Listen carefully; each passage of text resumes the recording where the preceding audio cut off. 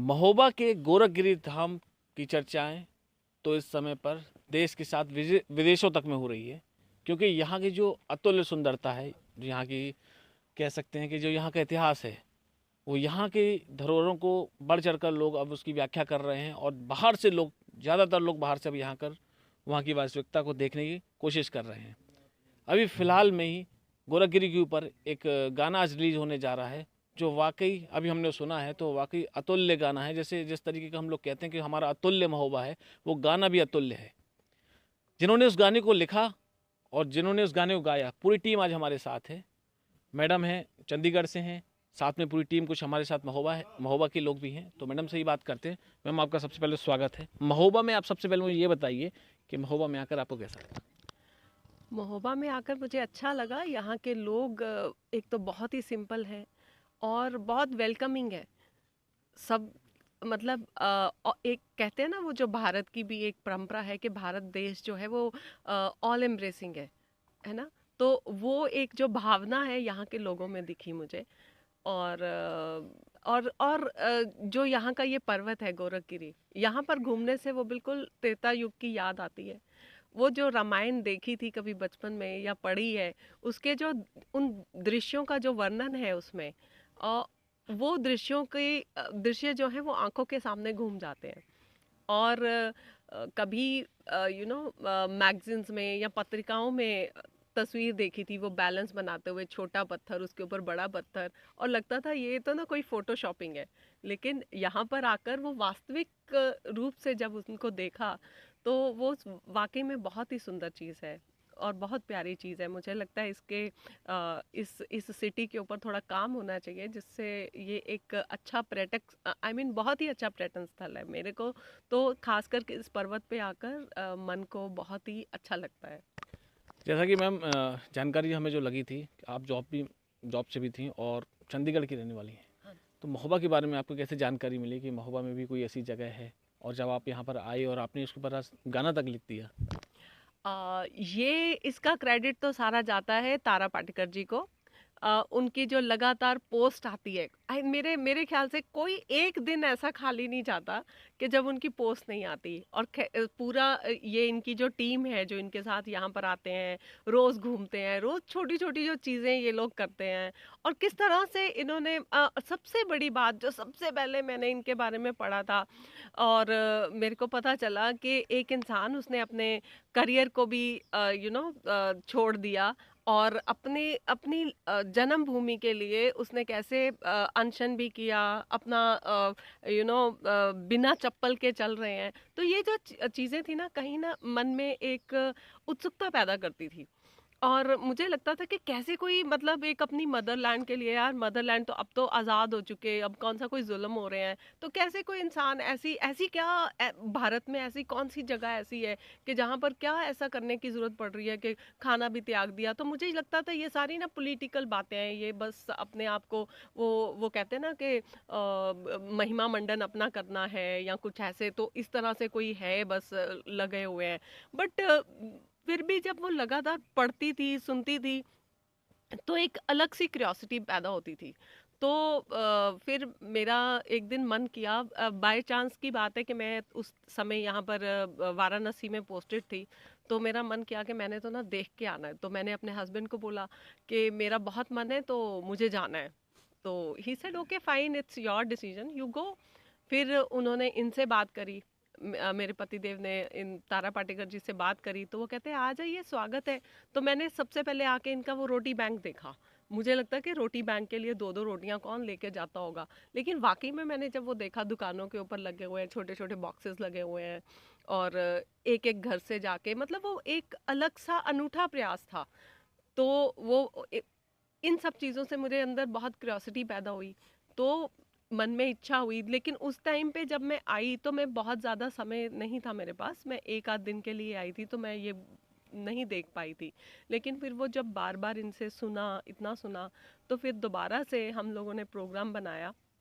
फिर मैं आके सारा यहाँ पर घूम के गई, और जब यहाँ घूमा, ये सब कुछ देखा, तो फिर और मेरे ये राइटिंग करियर का ये फर्स्ट, इस यात्रा का एक अलग सा पड़ाव है जब मैंने पहली बार किसी स्थान के बारे में कुछ लिखा। मैं बचपन से लिखती आ रही हूँ और मैंने अलग अलग भावनाओं के साथ लिखा है, अलग अलग चीज़ों के बारे में लिखा है, लेकिन एक स्थान के बारे में मैंने पहली बार लिख पाई, और वो भी 15-17 कविताएं। मैं खुद हैरान होती हूँ, मुझे ऐसे लगता है जैसे बाबा ने मुझे खुद बुलाया था और मेरे से करवाना था ये काम।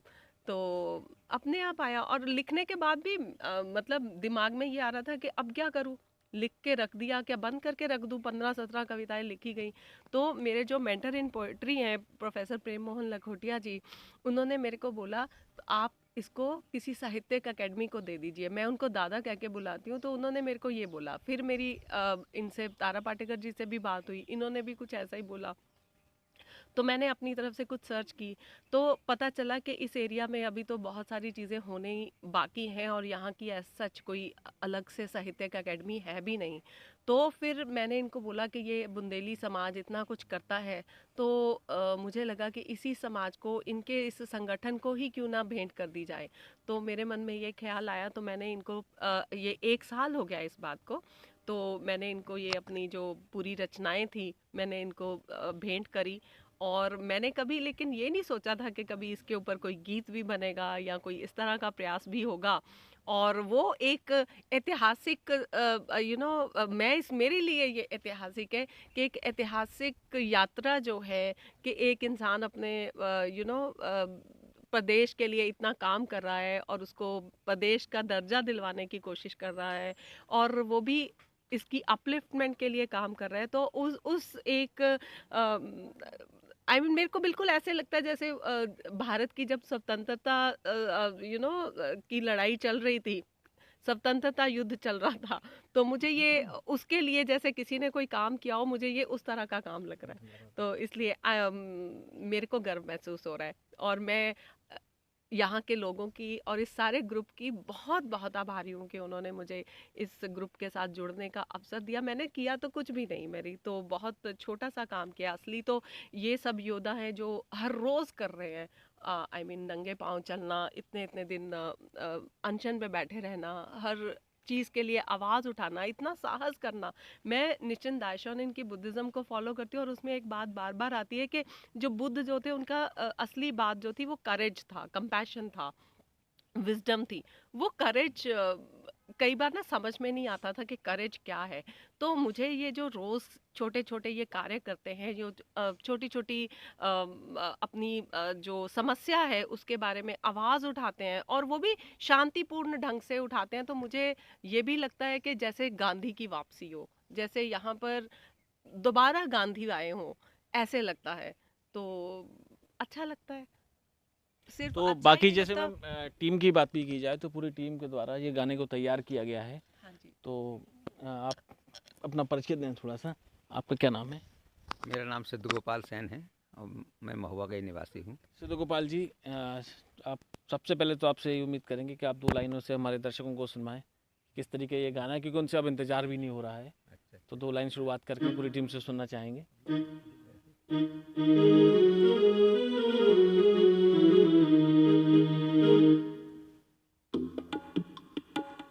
पर्वत पर्वत में चला विंध्याचल के आंचल में, पर्वत पर्वत में चला विंध्याचल के आंचल में, पर्वत गोरख गिरी मिला महोबा के आंगन में, आला के आंगन में, उदल के आंगन में। पर्वत पर्वत में चला विंध्याचल के आंचल में, पर्वत गोरख गिरी मिला महोबा के आंगन में, आला के आंगन में, उदल के आंगन में। पर्वत पर्वत मैं चला विंध्याचल के आंगन में, आला के आंगन में, उदल के आंगन में। वाकई ये गाना अद्भुत है। और जब ये कह सकते हैं जब गाना ये रिलीज होगा, कुछ मिनटों के बाद इस गाने को रिलीज़ किया जाएगा, तो ये आंधी की तरह से पूरे क्षेत्र में दौड़ेगा, क्योंकि जो ये शब्द हैं गानों के लिए, ये कोई शब्द नहीं है, एक एहसास है बुंदेलखंड के महोबा के, जो एक ऐतिहासिक जो नगरी है, एक धरोहर है यहाँ के लिए, यहाँ के लोगों के लिए एक एहसास है। और हम ये उम्मीद करेंगे इस गाने को आप सब लोग बढ़ चढ़कर इसको आगे बढ़ाएं, ताकि ये महोबा जनपद के साथ में ये पूरे प्रदेश और देश तक ये गाना पहुँच सके।